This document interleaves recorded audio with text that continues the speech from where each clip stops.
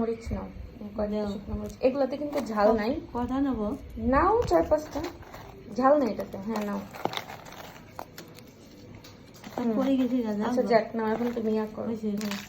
এখন এটা ভাঙো, একটু লবণ দাও। আগে এমনি ভাঙো, ইয়েতে তো লবণ যাবে। একটু দিব লবণ, এইটুকু। আর একটু দাও। হয়েছে। আবার তো বিট লবণও দিব না, আনারস দিলাম। হ্যাঁ নাও, এখন আনারসগুলো আগে মিক্স করো ভালো করে। এরপর এটার ভিতর আমরা দিব বিট লবণ। এটার ভিতর দিচ্ছি বিট লবণ।